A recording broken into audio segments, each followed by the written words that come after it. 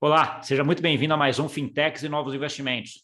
E hoje aqui um papo muito interessante sobre stablecoins, sobre real digital, sobre moeda digital do Banco Central, Central Bank Digital Currency e tudo isso que está envolvendo aí a mudança da moeda e dos meios de pagamentos no mundo. Uma iniciativa aí que está no LIFT aí durante o ano passado, foi lá inscrita e transitou aí dentro do LIFT, que é uma iniciativa muito legal aí do Banco Central junto com a Fenasbac para trazer a inovação para dentro do Banco Central, uma iniciativa que também está aí entre as 40 e poucas, as 43, se não me engano, inscritas ali no Lift Challenge, que é só sobre o Real Digital, que ainda vai ter aí uma peneira que o Banco Central vai fazer nas próximas semanas. Mas para isso, eu estou aqui com o Tomás Teixeira, que é CEO e fundador da N-Tokens e também advisor da Digistra.com. Tudo bom, Tomás? Tudo bem, Gustavo? Como vai? Tudo bom. Acho que a primeira coisa, assim, a gente falou aqui, eu estava vendo já faz um tempo a última vez que a gente conversou aqui sobre Faz, no a começo da stablecoins. pandemia. Lembra? Deve ter praticamente 2 anos, acho. Acho que talvez Isso, mais que isso. Né? Então, assim, é que a gente veio conversar sobre a stablecoin de reais, que você estava lá bolando junto na rede Stella. Dá uma atualização para a gente, como é que foi o teu percurso aí de lá para cá, né? O que você tem feito esses últimos anos? Eu vejo que você está muito envolvido nessa parte digital, essa parte de moeda digital, essa parte de meio de pagamento, mas atualiza um pouco para a gente aí. claro, e bom, e tem muita coisa, né? Porque até pela pandemia, esses 2 anos parece que passaram-se 15 anos, né? Tanto Verdade. falar assim, em 2018 faz tanto tempo, né? Que a gente mal lembra como é que era, né? É, bom, como você bem disse, a gente estava começando já o Real Digital em produção, né? A nossa moeda. Na rede Stellar, que é um stablecoin, né? Então, enquanto stablecoin, a gente continuou, ele segue mais ou menos o mesmo, bom, segue a mesma exatamente emissão, segue a mesma moeda, segue na mesma rede, segue funcionando muito bem. A gente conseguiu melhorar muito a eficiência da ponta final por causa do Pix, né? Então, isso foi uma coisa que o Pix ele trouxe inovação. O Open Banking também tem ajudado a gente a ter mais flexibilidade em como usa essa ponta final. Então, dentro disso, o produto em si, ele já é uma coisa que, graças a Deus, tá bem estável. Até Também. Conta para a gente algum caso de uso aí que vocês tiveram testados aí, como é que foram, como é que está andando isso nesses últimos anos, Isso, Tomás? isso, o mesmo produto está sendo testado de formas diferentes, né? Então é claro que assim, você tem um caminho que é para meio de pagamentos locais. O meio de pagamentos local, ele, apesar de a ponta do Pix resolver muito bem, né? O Pix em si, ele revolucionou o meio de pagamentos no Brasil, né? Mas você ainda tem um caminho que a gente está explorando agora, começou a explorar agora, de smart contracts, de meio de pagamento inteligente, de você fazer uma programabilidade maior da moeda, que ainda está incipiente. Isso assim, promete muito, mas ainda tem às vezes alguns gargalos até contábeis, umas coisas assim que não está totalmente resolvido, mas isso promete muito. É uma coisa que a gente está vendo crescer, né? O caso de uso que mais, assim, é um caso de uso geral, o caso de uso que mais tem apelo, que tem demonstrado maior sucesso, é o de interoperabilidade. Eu sei que interoperabilidade é uma palavra grande e cobre muita coisa, né? Mas é de fato o maior uso que a gente está vendo para os nossos stablecoins. Então, primeiro, entre mercados diferentes, no sentido de que você tem um mercado que circula no meio de pagamento fiat, né? Ou seja, por liquidação bancária, e você tem todo um mercado que você circula numa rede descentralizada, ou em redes descentralizadas, né? Então, e essa é uma característica chave que a gente vê o stablecoin, não é tão surpresa, né? Ele tem justamente essa cara de ele faz justamente a ponte, né, porque ele está atrelado a um valor monetário da economia bancária, né? Então, assim, isso não é surpresa, mas ele faz essa ponte muito bem. E essa parte da economia descentralizada, não só em DeFi, mas você pega em merchants que estão querendo aceitar pagamento em várias criptomoedas, você pega em investidores que querem ter acesso à exposição a outras moedas, é, não só brasileiros, como de fora do Brasil, que querem ter exposição real, que a gente lembra que, assim, o real para a gente, um real vale R$ 1. Mas para o gringo não, né? Para o gringo R$ 1 vale cada dia uma coisa diferente, né?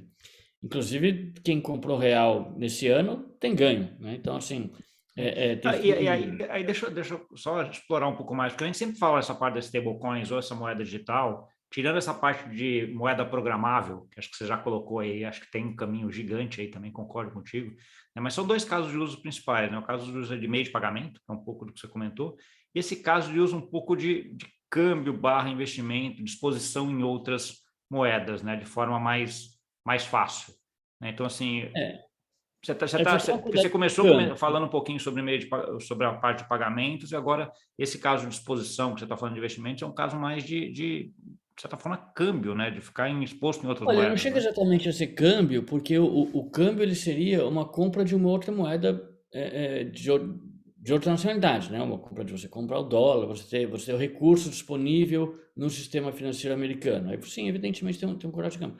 Mas você se expor a Bitcoin, você se expor a Ether, você se expor a outras moedas, não por si câmbio, né? Você dá um ativo que há Concordo. uma discussão de que tipo de ativo Câmbio é câmbio, né? É a mudança, né? Você está em outro como ativo, não mudança, obrigatoriamente sim, você fez. Sim, sim. É o nessa caminho para palavra chegar de lá. câmbio, sem dúvida, você muda de exposições, você está, né? Eu estou aqui exposto ao movimento às vezes no real, o brasileiro não se sente exposto ao movimento real, porque ele tem a vida em real e tal, mas está, né? Sempre está, né?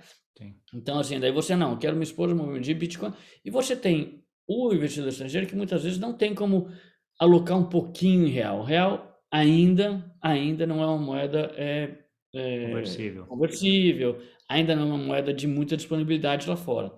Então, você tem também o interesse do investidor fora do Brasil, investidor digital, né, por assim dizer, em às vezes, não vou dizer apostar, mas enfim, Ah, e ter ficar uma exposição a reais, né? E, ter e, exposição e o que eu real. vejo, Tomás, assim, o que você vê é o Banco Central cada vez também indo mais nesse caminho, né? Então, assim, antigamente, por exemplo, até hoje ainda, né? Ainda não está totalmente regulado, né? Você ter uma conta bancária, um gringo ter uma conta bancária em reais no Brasil é um transtorno enorme, né? Ele tem que ter alguma pessoa, Ficando, tem que ter uma instituição, é caro, né? A parte de parece que tem um regulamentação caminho. tá melhorando. Tem um caminho agora que para tirar uma parte desses obstáculos, né? Enfim, para facilitar isso. Mas concordo, é Mas ainda caro, é muito grande, e difícil, aí é onde o real tá? digital entra para cobrir essa lacuna, para ajudar e tornar isso mais fácil. Sem dúvida, tá? E mesmo para a questão de você conseguir empresas brasileiras que às vezes querem ter seu balanço em real. Então, assim, você tem esse acesso, e justamente com o Pix também, né? Então, você tem um acesso facilitado, não só para o estrangeiro, mas para o brasileiro que quer. Poxa, quando a gente fala em DeFi, parece que assim, é uma coisa. Os volumes de DeFi e o que está se inventando em DeFi, entendeu? Então, assim, o que você tem de inovação acontecendo nesse mundo, né, de DeFi, que assim, você pega, sei lá, NFT, liquidação de EVP, smart contract, liquidity swap, automated market maker. Bom, e isso, vamos dizer assim, pode ter um pouquinho de hype para cá, hype para lá, mas assim, se uma ou duas dessas inovações derem certo, já é uma coisa gigante, né? Ou não é nem derem certo, porque estão funcionando, mas acharem um nicho em que eles Escalar. realmente consigam agregar valor, né? Então, assim, se vai ser no mercado de arte com NFT, ou se vai ser no mercado de seguros com NFT, ou se vai ser para engajamento com NFT, não sei. Mas, assim, essas coisas vieram aqui para ficar. E essas que eu falei agora são coisas que não existiam nos últimos 3 anos, 4 anos, entendeu? Isso é talvez mais inovação do que a gente viu entre 2000 e 2015 no mercado financeiro tradicional. Então, assim, e eu não estou falando que o mercado financeiro tradicional falta talento ou falta investimento. Não, está cheio de gente brilhante lá.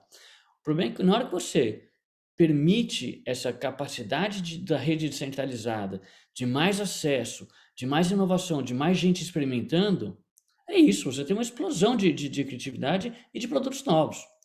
Então, assim, essas coisas que a gente está vendo, você vai precisar continuar tendo acesso. Então, quando a gente falar o CBDC, ótimo, acho que vai ser muito bem-vindo o CBDC.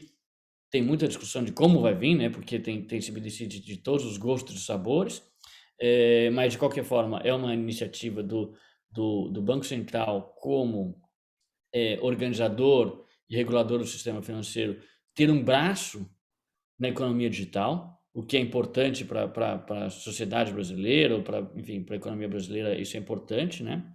É, mas, além disso, uma coisa que, mesmo com o CBDC, ainda vai ter uma explosão de coisa acontecendo de forma descentralizada, que vai precisar ter muitas pontes, entendeu? Então, o stablecoin que a gente está testando é uma das primeiras pontes que a gente está vendo, né? Você vai poder ter pontes que são pontes em forma de derivativo, você tem pontes em formas de swaps, de transações atômicas. Poxa, então, assim, isso é uma coisa que realmente, quanto mais você vê, você fala, tá só começando, né?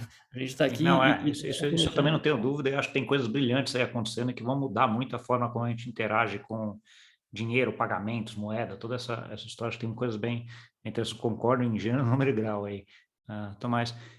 Quando a gente olha um pouquinho aí essa parte de infraestrutura descentralizada, né? Então, assim, quando você começou atrás, sei lá, você tinha Stellar, tinha Neo, tinha Ethereum, tinha essas poucas redes. Nos últimos anos, o que a gente viu foi uma explosão de várias redes de infraestrutura.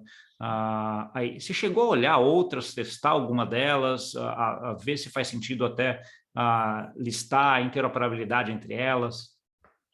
Faz sentido olhar outras, tem várias redes interessantes, especialmente porque, de modo geral, você tem um movimento para coisas mais baratas e mais rápidas, né? Então, assim, a gente, evidentemente, todo mundo aqui tem uma dívida de gratidão, assim, as redes iniciais, mas, de fato, para muitas coisas, elas acabam sendo caras ou lentas, né? Então, assim, cada um com seu objetivo.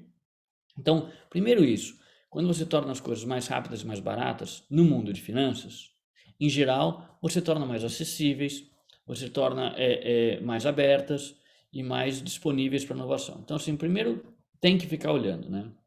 É, eu acho importantíssimo esse aspecto de troca entre as redes, né?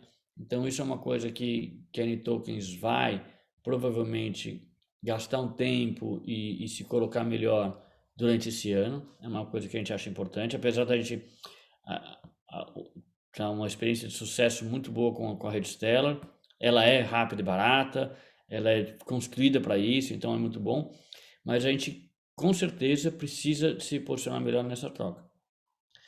Com o cuidado que essas trocas, muitas vezes você cria um certo nó centralizador que pode trazer risco, né? Que pode trazer um pouquinho de tensão. Até teve agora um evento agora nessas trocas que teve Teve uma que dessas que a gente chama de bridges, né? Que são uma as uma trocas de uma dessas rede para breeds outra. As pegou pontes. bom, enfim, não vou entrar aqui nos detalhes, mas pegou um sinal falso e teve um probleminha, ou um problemão, né, na verdade, grande, mas de qualquer jeito que foi bem tratado, foi bem endereçado, mas de qualquer forma é um ponto de cuidado que você tem que ter quando você faz essas concentrações. Bom, e Mas ele acaba tornando o ambiente, assim, ao mesmo tempo que você vai por busca de novas inovações, novas redes mais rápidas, melhores ou mais nichadas, vamos dizer assim, né, para algum caso mais específico, você torna o ambiente de inovação e um ambiente de controle muito mais complexo, né, Tomás? Porque à medida que você está fazendo várias redes a mesma coisa, como é que você organiza, dado que as redes hoje, querendo ou não, são como se fossem piscinas separadas, né? Então, assim, essa troca de uma piscina para outra hoje tem muito ruído ainda, né? Acho que esse é o ponto. mas isso é uma coisa natural que com diversidade você fica mais difícil você achar conceitos gerais, né? Então, quanto mais diverso você mais assim, mas isso é um problema que assim, às vezes é tratado como uma aparência, né? Porque assim, a coisa é muito diferente, mas você encontra funções que são parecidas, né? Então, é super diferente como o Bitcoin, o Ethereum, o Algorand, Solana, Stellar fazem uma transferência de coisa. Mas vamos chamar de transferência de coisa? Ah, não, um é unspent output, o outro é saldo, o outro é ativo, mas olha, tudo bem, podemos combinar que há uma função básica sendo feita aqui e você conseguir, às vezes, não só para você pensar o fluxo, mas até para o regulador, né? Que ele precisa de conceitos, ele não pode falar assim, cada um é cada um, senão você chega lá e fala, cidadão Gustavo, vamos ver como é a regra para você. Não dá, né? Assim, e cada cidadão é completamente diferente do outro, né? Já tem, esse problema já existe daí, de base, né? Somos cada um muito diferentes entre si e temos regras, temos funções, temos relações sociais que têm que ser tratadas de forma conceitual, né? Então, assim, isso existe. Inclusive, quando a gente fala em inovação, há uma certa perseguição, né? Uma certa genie, que é o regulador, né? Assim, que todo mundo fica atacando pedra. Mas assim, primeiro que vocês estão no começo, o Sandbox e o Lift já são duas inovaçõezinhas, né? Já são uma abertura que não existia há alguns anos, né? Não existia muito essa conversa.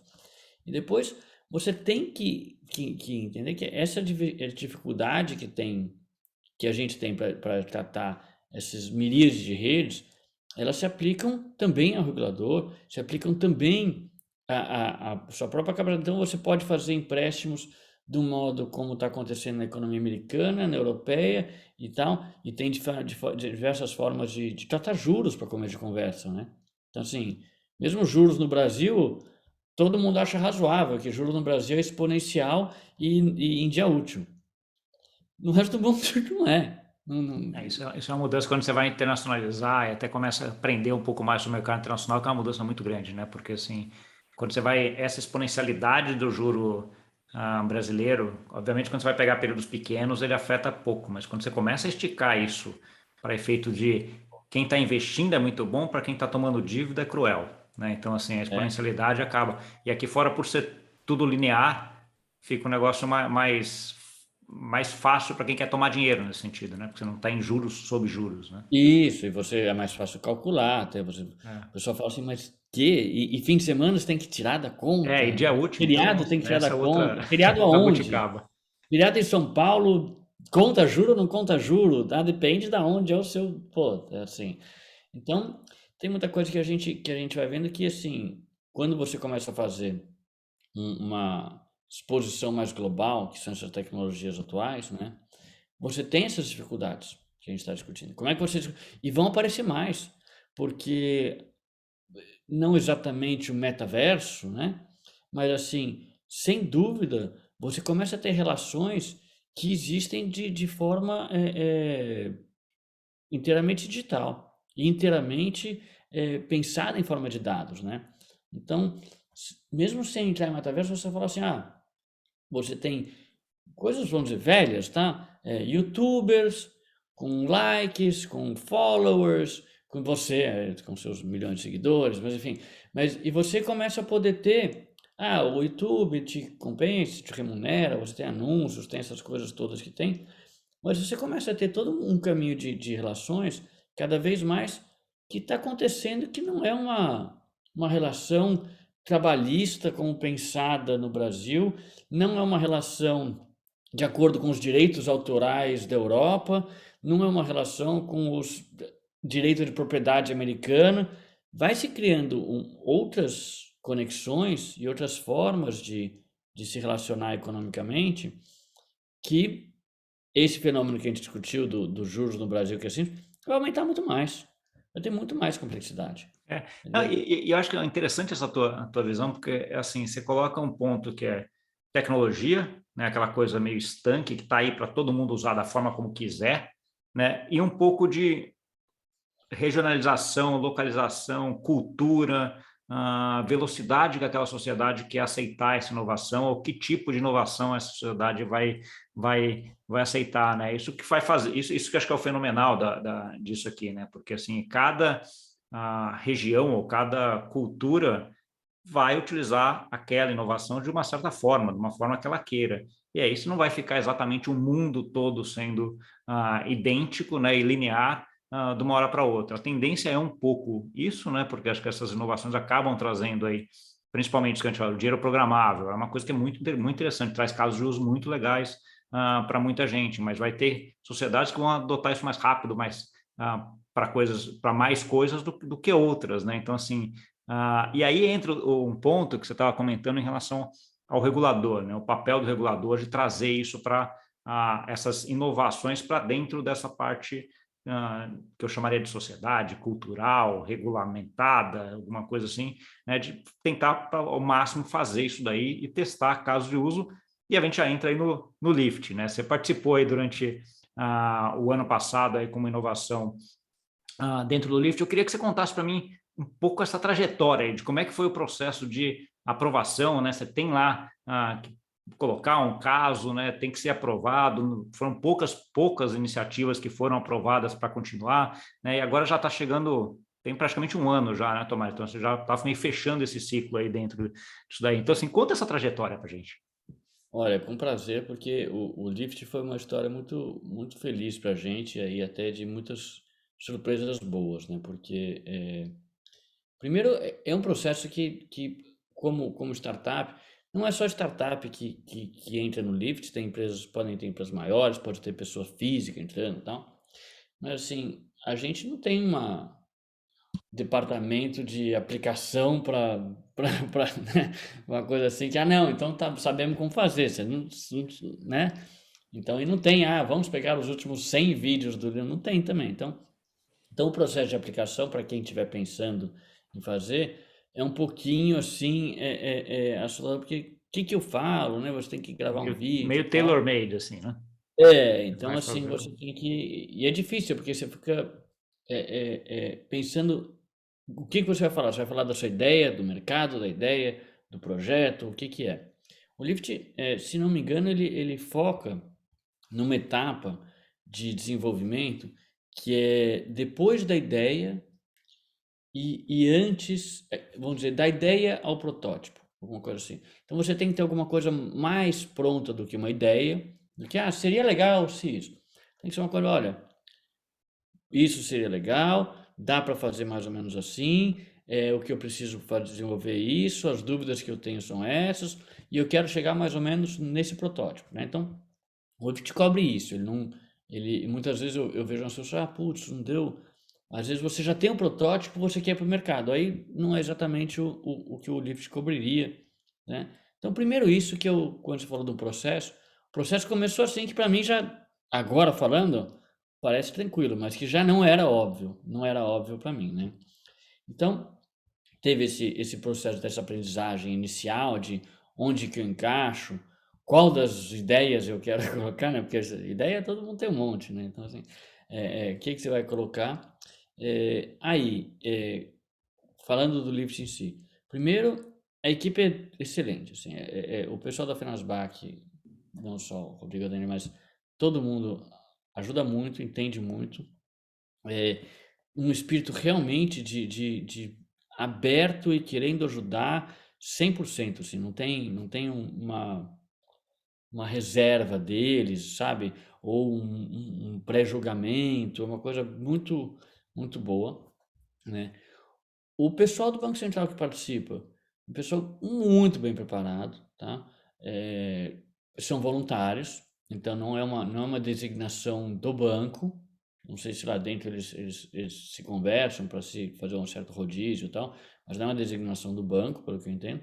Então são voluntários, então o que de certa forma até dá mais valor, eu dou mais valor ainda, porque eles estão lá realmente no extra tempo, né, deles, assim, então para ajudar mesmo.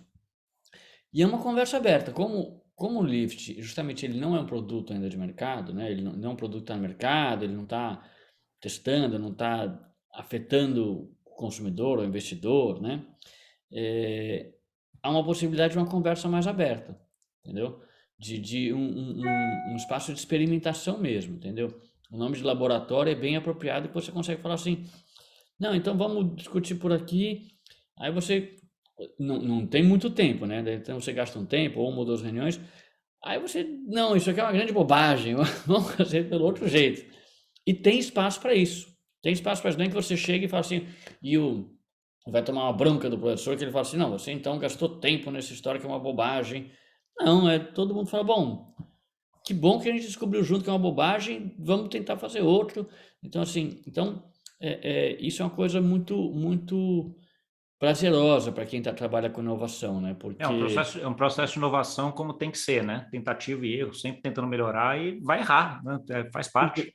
vai errar, né? Você vai propor uma coisa que ou não vai. Então, e nisso, o que acontece? O projeto sai muito diferente do que entrou. Então, assim, se você falasse para mim, acho que até a gente até conversou na época, assim, pô, e aí o que que você vai fazer no Lift? Eu falava, vou fazer isso, isso, isso, isso. Aí, o que que você fez no Lift? Não, fiz aquilo, aquilo, aquilo. Porque é muito interessante que saia assim, você fala, mas você não ia fazer isso? Eu falo, olha, eu ia fazer mais ou menos a mesma ideia, mas na verdade isso aqui, dá um tipo, exemplo mais palpável. O que era o inicial e que saiu, Tomás? vamos lá, é tão difícil até o do inicial, mas assim, por exemplo, a gente falava em interoperabilidade de modo amplo entre ativos, né? Então, até porque essa linha a gente já tinha uma stablecoin, então a gente tinha uma certa experiência nisso, a gente queria experimentar formas diferentes disso. Mas primeira coisa, assim, quando você fala de diferentes ativos, você tem uma série de ativos que por mais que sejam casos bons, então, vamos fazer transação atômica com carro, com veículo usado, né? Putz, é um caso genial, todo mundo acha meio esquisito aquela história de dar o dinheiro, dar a chave, vai correndo para o cartório, né? É um caso clássico que todo mundo discute, mas enfim, até porque é experimental, você não tem anos para desenvolver isso. Então você tem ali, e como é que você vai fazer para na prática ir lá, falar com o Gravame para parametrizar isso? Como é que vai fazer uma entrada digital? Então tem alguns casos que por mais que você teoricamente seria fantástico, você tem que segregar e falar, não, esse aqui não dá. Vamos falar de ativos digitais de seguro. Tudo bem, mas tem que chamar a SUSEP, não é bem assim, entendeu? Tem que ver. Então, primeiro esse aspecto, né? Então, que você tem que. Uma coisa que muda muito é que você tem que fechar o escopo. Você tem que fechar o escopo, fechar o escopo, fechar o escopo, fechar o escopo, até você sair com bem pouca coisa, consegue tratar com segurança e com profundidade, né? O segundo, um pouco, é a questão da abordagem de assim, tá bom, e que público e que serviço eu estou prestando, né? Que às vezes você fala, olha, eu estou prestando um serviço que é geral e você fala que é mais ou menos igual prestar o escopo, mas não só. Você fala, não, o que eu consigo fazer é para esse público aqui, que na verdade vai ter uma mais demanda porque esse aqui já está mais ou menos atendido e tal. E uma terceira coisa que muda também é a própria questão de que tecnologia você vai usar. A gente, por exemplo, uma coisa que mudou radicalmente. Eu cheguei no Lift com uma cabeça totalmente contra redes permissionadas, né? Eu falei, não, rede permissionada é um absurdo, enfim, o Satoshi vai. Mas aí, vendo a aplicação que a gente precisava, e também a ajuda do pessoal da R3, né? Queijo, Jerônimo, mas a gente entendeu que tem alguns casos em que a rede permissionada pode fazer sentido, inclusive no sentido de baratear e dar mais um pouco antes. Eu falo, não, putz, rede permissionada é coisa de monopólio. Eu não estou aqui para fazer monopólio, vamos fazer coisa contra. Então, não necessariamente você tem organizações de agentes que podem se combinar coisas que acaba virando uma certa um acesso permissionado e que pode ser útil, assim. Então, é claro que ainda assim não foi uma mudança tamanha, assim, porque a gente fez questão de falar, olha, você tem rede permissionada e você tem que ter uma ponte para a rede aberta, você para ter o efeito mesmo de rede, o efeito que a gente quer, tudo isso você tem que ter esse caminho, mas pode ter espaço para rede permissionada. Então, isso é uma mudança, por exemplo, que eu admito que foi completamente contrário ao que eu achava inicialmente, No entendeu? Então, começo, né? Entendi. essa é uma mudança que a gente vê. E aí conta um pouquinho mais sobre o que está saindo no final, né? Acho que esse, o processo do Lift é um processo é só um ano, né, Tomás? Ou ele é, Entre a inscrição, e o Lift Day ainda vai ser agora acho que é o final Lift de Day, março, né? 20 e pouco final de de março, março. dia 23 de março, se não me engano, né? Ah, Então, isso dá quase um ano.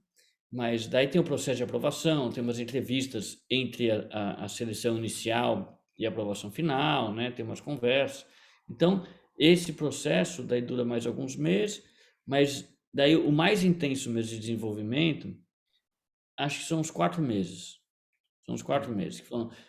Uns 4 meses, mais um mês para você escrever o relatório final, mais ou menos isso, assim, um entendi. semestre, de certa forma, E né? com o que você está saindo, que você tá saindo de lá?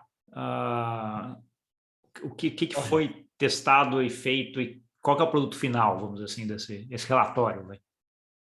Enfim, o relatório ele até é um pouco mais amplo do que o produto final, porque o relatório eu achei interessante, é um texto um pouco mais maçante, mas eu achei interessante já expor o caso mais amplo, expor as dúvidas conceituais que a gente encontrou, que, por exemplo, como é que você lida com o fato do mundo que tem, desde 2001, beneficiária final e uma rede descentralizada em que justamente você não quer identificar, né, o uso dela existe contra a identificação do beneficiário Problema final, de, né? aí você já atrela o problema de know your customer, conhecer seu cliente, de lavagem de dinheiro, todo esse E que faz problema parte do também. mundo, faz parte do mundo. E que isso assim, de certa forma, até vai para uma coisa maior que assim, transparece em outras coisas. Se você está falando de uma rede em que o único critério que para validar a transação é a senha ou a chave privada, ou enfim, é um critério informacional, né? Um critério de verificação disso, como que você lida com um mundo em que o critério principal é um critério de conhecimento da pessoa, né? Assim, o mundo todo é assim, para saber seus direitos, quem você é, É, da onde, o que você fez e o que está acontecendo. é. Não tem assim, então assim, então são mundos que de certa forma são, mas por exemplo, isso não é impossível de conviver, tá? O voto é um sistema em que necessariamente ele é anônimo, né? Ou vamos dizer, a afirmação do voto ou a execução, a validação do seu poder de voto é anônima. Ninguém sabe em quem você votou, mas eles sabem que você votou. Sabem que você votou. É, Mas o seu direito a voto é pessoal. pessoal, Você exato. tem o direito a voto, eu tenho o direito a voto, e dependendo aonde a gente tem ou não tem direito a voto. Sim. E se é criança, não tem, e tem todas as coisas. Então, assim, é possível conviver com isso, mas como é que você. Assim, o voto é um sistema que meio está resolvido, pelo menos, enfim, funciona bem em muitas formas do mundo, de formas diferentes, mas como é que você faz? É uma analogia muito boa que assim, você tem um beneficiário final, tem que ter prevenção de lavagem de dinheiro, você tem que ter tudo isso, e você tem um sistema que tem que ser anônimo, tem que ser não político, tem que ser não censurável, tem que ser não centralizado. Então, o relatório, então, assim, o que eu estou saindo, uma parte cobre essa discussão que é um pouquinho mais, que eu achei que apesar de não ser objetivamente, assim, de mercado, é uma coisa que saiu fruto dessa discussão com o pessoal do banco, então achei justo, assim, também colocar no relatório, né? Então, assim, tem todo um texto que é um pouco mais, que não trata exatamente de produto. Entendi. Em termos de produto, a gente está falando, grosso modo, em formas de internacionalizar o real, tá? Ou, mais amplamente, formas de atrelar a economia brasileira a uma economia digital internacional, tá? Porque eu não falo só do real, mas também de ativos brasileiros. Porque hoje você tem uma dificuldade muito grande em que você tem muito ativo interessante na economia brasileira, além de juros, você tem dívida, você tem yield, você tem crescimento, você tem um mercado grande no Brasil, entendeu? Você tem coisas que o brasileiro dá por dado, mas assim, o Brasil é um mercado grande em número de consumidores, etc., comparado com a maioria dos países do mundo. O Brasil tem yield, o Brasil tem crescimento, o Brasil tem demografia que ajuda. Isso tem interesse, né? O resto do mundo está líquido. Agora tá uma certa oscilação, assim, uma volatilidade nessa liquidez do mundo. Os Estados Unidos talvez recolhendo liquidez e tal, mas assim, continua líquido o mundo. Muita liquidez ainda. Então você tem um monte de... O Brasil fica um pouco fechado assim, num mar de liquidez, e não só o real, para um monte de ativos brasileiros, né? Então, assim, como que um pouco do que a gente propõe é, como que você faz essa ponte?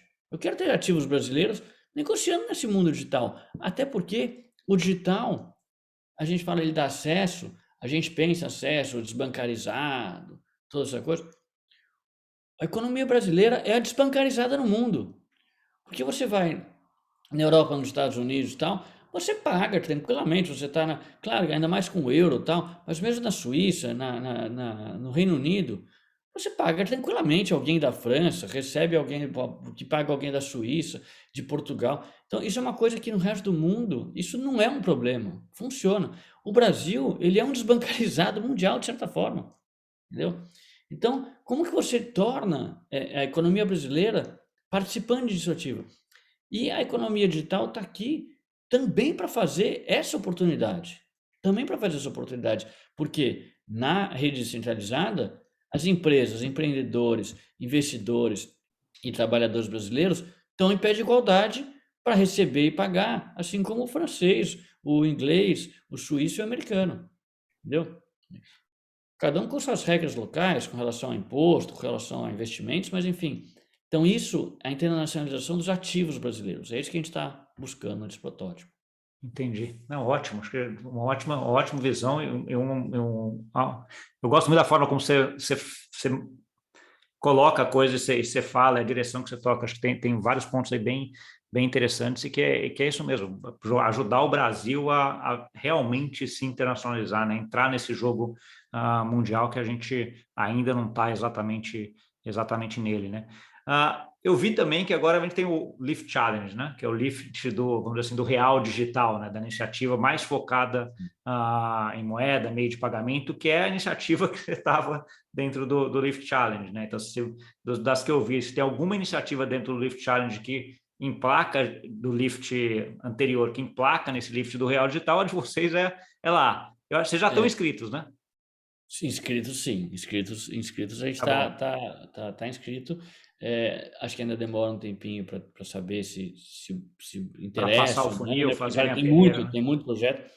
Eu até fico feliz que tenha muito projeto, assim, sem ciúme nenhum do fato de que se tem muito projeto é mais difícil ser aceito, porque uma dificuldade que a gente mencionou é o seguinte: quando a gente fala em internacionalização dos ativos, você tem que ter agentes que façam câmbio, agentes que façam estruturação de dívida, que façam ativos, que façam né, criação de ativos e estruturação de fluxo de caixa, pensando no mundo digital, né? E uma coisa que a gente colocou lá, eu falei, olha, não tem. Eu falei, não tem. Então, assim, hoje, a maioria dos players do mercado financeiro, e não é só do Brasil, tá? Eles têm uma dificuldade grande em lidar com essa parte descentralizada. Alguns com muita razão. Não é óbvio como é que você trata a pseudo-anonimidade das contas. Não é óbvio como você trata a falta de jurisdição de alguns ativos. Não é nada óbvio isso. Então, assim, e são coisas muito arraigadas, né, nos sistemas legados. Você tem que tratar isso, né? Você tem que colocar os carimbos, né? Então, algumas delas com razão, mas eu até coloquei, falei, olha, e o pessoal do Banco Central está super antenado nisso. Falei, gente, vai precisar também, quem sabe, quando for se beneficiar, vocês vão estar mais uma moeda digital, ou vamos dizer, a moeda digitalizada, mas vocês vão estar mais uma emissão digital, tendo um monte de gente que tem que lidar com isso. Então, eu achei muito bem-vindo isso, porque, para mim, é muito bom ver eu quero um monte de instituição sabendo lidar com isso, porque eu vou precisar dessas como contrapartes, né? Vou precisar disso. Então, assim, isso é um caminho que vai provavelmente andar rápido, essa discussão. Rápida, né? Lembrando que, assim, para você fazer uma emissão de uma forma nova de moeda, ser na mesma moeda, como faz, obviamente tem que ter um trabalho de discussão com a sociedade. Então, não acho que qualquer coisa que for acontecer em menos de 6 meses seria apressado, né? Demais. Por mais que a gente, às vezes, como empreendedor, você fala, nossa, em 6 meses eu já testei, já desisti, né? Mas no caso do Banco Central, qualquer coisa menos de 6 meses seria apressado. Mas eu acho importante essa discussão e é bom eles fazerem um lift. Assim como a CVM, no caso do Sandbox, também está inovando ao se expor ao mercado e ao abrir para a inovação, né, que é uma coisa diferente do que a gente viu o regulador. E tem que lembrar que, assim, né, eu tive uma experiência de 20 anos no mercado financeiro, a gente tinha uma visão um pouco diferente, um pouco até mais torcida, mas assim, você tem que pensar, pelo menos o pessoal com tem um contato, que você vê em Banco Central, tem inúmeros, já tive mais contato com a ANEEL, mas assim, tem inúmeros reguladores, né, no Brasil, mas normalmente são pessoas super bem preparadas individualmente, né? Então você tem assim, que eles têm incentivo para estudar, para ter conhecimento profundo acadêmico, para ter. São pessoas que têm um espírito cívico alto, né? Porque não são, em geral, carreiras que prometem bônus meteóricos, né? Em geral, não, né? Não é o caso, né? E você tem um déficit estrutural comparado com as empresas que elas regulam enorme, né? Então, quando você pega a estrutura da CVM, a estrutura do Banco Central, em termos de assim, e que olha, que são das melhores instituições talvez do Brasil, assim, de mais bem organizadas, funcionam e tal, mas quando você vai comparar em termos de capacidade institucional, de recursos, de tempo, até de recursos financeiros e físicos E aí mesmo, você entra recursos pessoais, recursos financeiros, recursos tecnológicos, né? Toda ah, essa gama, né? né? Então, assim, você tem bancos que investem em computador o budget do Banco Central, né? Assim, então, é muito. E daí, e além do que, você necessariamente tem outros dois aspectos seríssimos, que é o regulador em geral, ele não faz a regra, ele pode sugerir, propor, né, dar as diretrizes finais, mas ele não faz. A regra é uma lei, tem, né, tem decisões que são da sociedade. Você tem que implementar. Não adianta você chegar e falar assim: ah, CVM, que bobagem esse negócio de lavagem de dinheiro. Cara, tudo bem, vamos discutir com a sociedade toda. Né? Não é E uma não é só eu que canetada. acho bobagem, não acho bobagem, entendeu? Pô, tem, né? Sim, sim.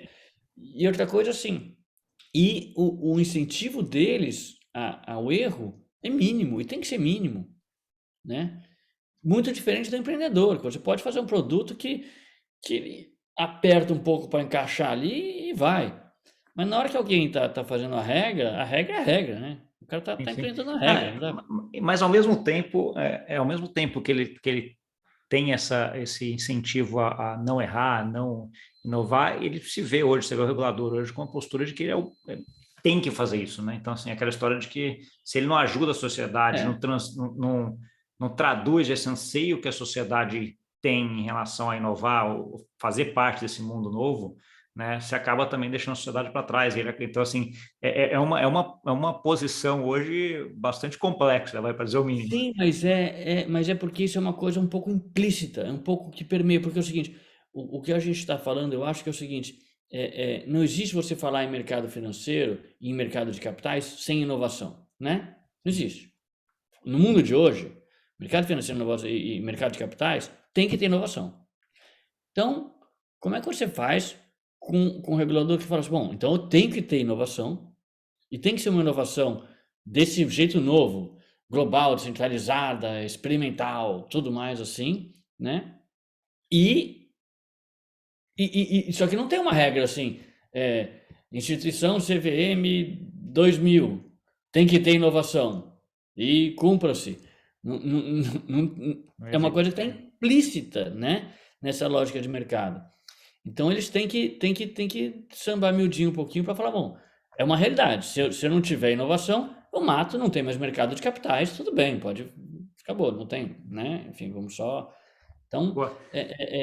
tem esse aspecto um pouquinho que é uma regra não clara, mas que justamente depende do quê? Da qualidade das pessoas que estão lá. Sim, para ajustar Depende e integralmente da qualidade para das pessoas que estão lá, fazer a leitura, traduzir isso e fazer formas de implementar e de colocar isso né? para rodar, né? E aos poucos, você pega, por exemplo, ESG, mesmo a coisa ambiental aqui no Brasil já vai vindo, você já tem assim, beleza, mas hoje em dia você começa a ter algumas diretrizes, algumas coisas mais formais, mas como é que você faz? É um anseio da sociedade, ou de parte da sociedade, né? Um controle maior, um respeito maior ao meio ambiente, no mínimo para não ter uma catástrofe global, né? Mas assim, mas é um anseio, mas muitas vezes não tem. E tá bom, e o Banco Central como é que pode? Então, assim, tem gente muito bem, muito gabaritada e muito boa estudando no Banco Central. Como é que você faz para trazer isso? Porque, Sim, sim. né, você tem que tratar de algum jeito, né? Sim. Tomás, a gente falou muito do Banco Central, Lift, etc., mas você também está com iniciativa no sandbox da CVM, né? E aí você vê, sim, também. Mas Conta lá um pouquinho. o sandbox já é um processo, vamos dizer, é um processo que ele, apesar de ser outro projeto e tal, ele é de uma fase posterior à fase que eu tinha mencionado no Lift. Você tem um protótipo, você chega para o regulador e fala, eu tenho isso aqui, ele para em pé, tem essa exceção da regra de agora, que ele, por ter característica inovadora e por ser feito de uma forma diferente, ou para um público diferente, alguma coisa, ele não se encaixa exatamente. Então, vamos fazer um waiver temporário, restrito, né, para essa situação, para a gente testar se o protótipo faz sentido e se ele, em atividade, ficaria a contento das regulações e das funções que tem que ter, né? Então, é um processo depois. É, também, também como o caso do Lift, teve uma ótima interação com o pessoal da CVM, tem uma troca, mas é muito mais limitada. Você não pode, não é você vai estar falando de produtos de fato, com público de fato, com dinheiro de verdade, né? Entendi. Então, quer dizer assim, né, o processo do Lift é um processo de construção conjunta, né? De que você tem uma discussão muito, uma interação muito grande ali, de vai e volta para montar um produto, um protótipo, vamos dizer assim, que vai ser funcional e que vai funcionar. Quando a gente entra no sandbox, você já tem esse produto e você vai implementar dentro daquele escopo do sandbox, que é um escopo onde algumas regras que estão para todo mundo vão ser meio que deixadas de lado só para aquele teste, Exatamente, certo? exatamente. Então, assim, e você não tem muito espaço para falar, ah, tá, então você vê, então deixa, então eu vou fazer desse jeito. Ele fala, então tá bom, Já tem que estar um então, negócio bem mais então estruturado. volte outro ano, né? Então tudo bem. Então, assim, Ah, aí, e é um projeto já maior, assim, tem parceiro, a SMU, a Start Me Up, de crowdfunding, é quem lidera esse projeto, né? Então foi fundamental. O Demarest, já você também foi muito 10 e nisso. vocês vão entrar com a parte porque essa aprovação do sandbox de vocês da SMU é a aprovação para o mercado secundário de eco crowdfunding, né? Para você conseguir ter. Exatamente. E E aí, esse da evento vai. CVM 588, né?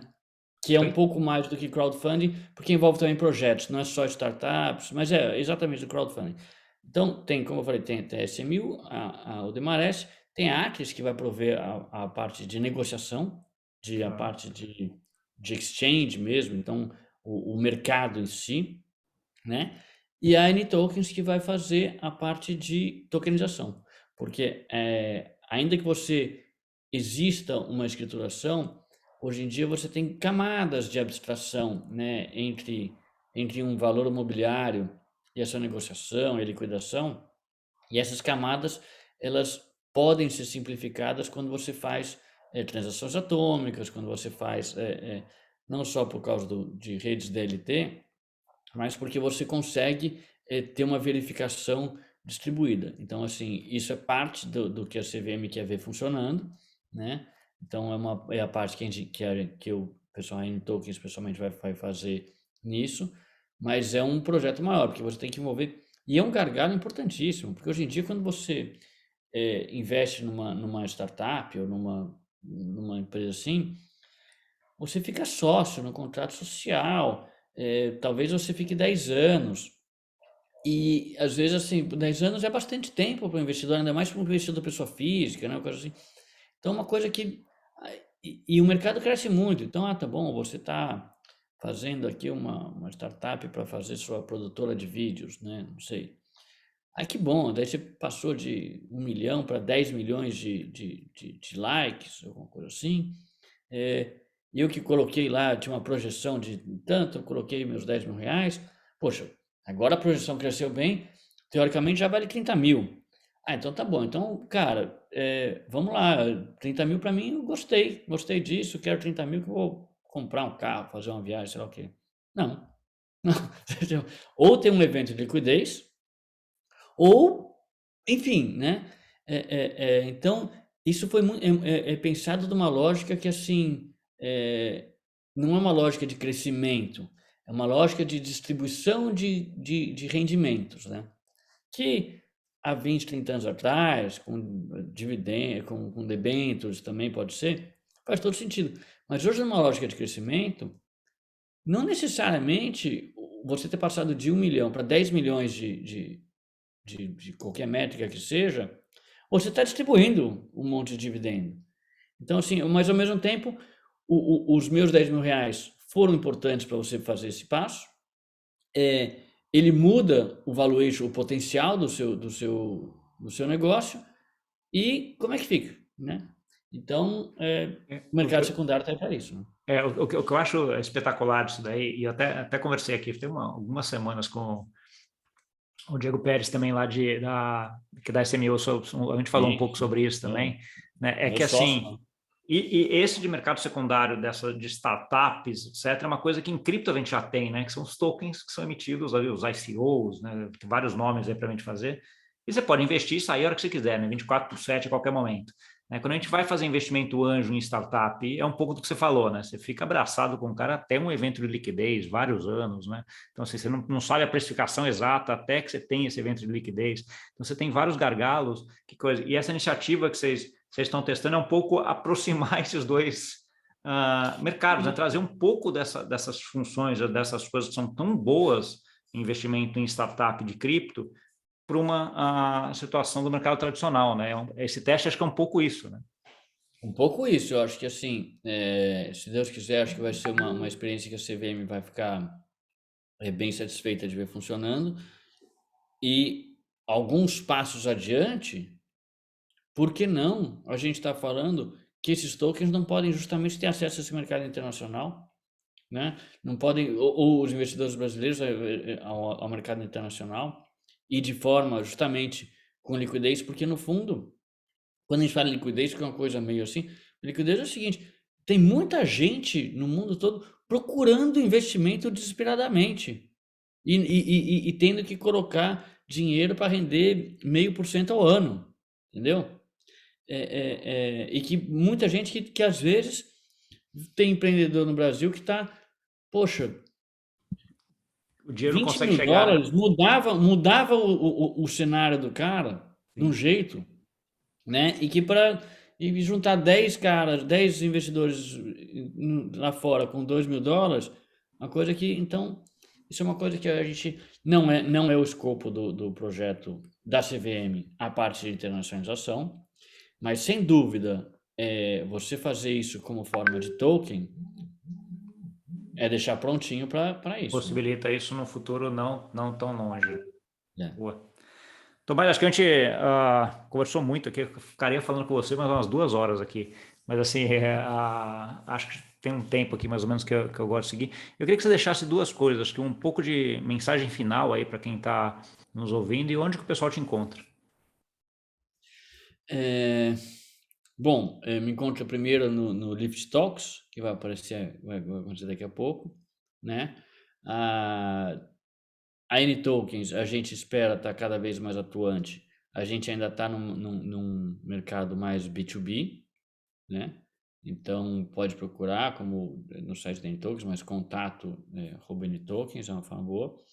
E a Digistra, que é uma plataforma que a gente ainda está fazendo um certo mistério sobre ela, porque ela não lançou, mas ela vai ser uma plataforma revolucionária no mundo de exchanges aí global. Então, assim, a gente vai estar cada vez mais atuante, como o Digistra está acontecendo já. Mas ainda não lançamos, então não posso fazer dar Já deu toda um spoiler, uma pontinha do spoiler, mas não entregou tudo, né? Então, assim, mas de qualquer forma, quem está ouvindo e vendo a gente já fica aí com a antena ligada, que tem novidade vindo aí legal e coisa muito, muito interessante de gente que já fez muita coisa, está fazendo muita coisa e coisa muito legal, né? Acho que parabéns, Tomás, pela tua trajetória. Obrigado aí por ter dividido esse conhecimento teu aí, essa interação de inovação com regulação, que acho que é um campo aí bastante complexo, né, e que você navega muito bem, né? Então, assim, com todas as iniciativas, acho que a tua experiência nisso acho que agrega bastante aí para mim e para todo mundo que nos ouviu aí. Obrigadão. Eu que agradeço, não só pela oportunidade de estar aqui, mas enfim, conversar com você e aprendo com você, não só conversando com você, mas já vi muito vídeo seu também, já acompanho seus relatórios, acompanho o que você escreve, então assim, para mim, assim, não só para conversa, mas eu sou grato porque aprendo muito com você e nem sempre tenho a oportunidade de falar assim, a gente conversa, eu agradeço, mas leio, vejo os vídeos, então é muito, muito Pô, bom mesmo. brigadão, isso é também super importante e vale muito esse teu comentário. Brigadão mesmo. E para você que nos viu, muito obrigado pela audiência. Não esquece de dividir com aquele amigo e amiga que gosta desse assunto, dá o like aqui embaixo. Informação de primeira, a gente que está fazendo, que está aí ajudando o Brasil e o regulador a que o Brasil tenha uma coisa muito mais legal, que ele se internacionalize, que jogue nesse jogo global aí de uma forma para e passo com o mundo inteiro, né? Coisa muito legal, conteúdo muito bom. Espero que você goste. Não esquece de dar o like de novo se você gostou aqui e até semana que vem. Obrigado, tchau, tchau.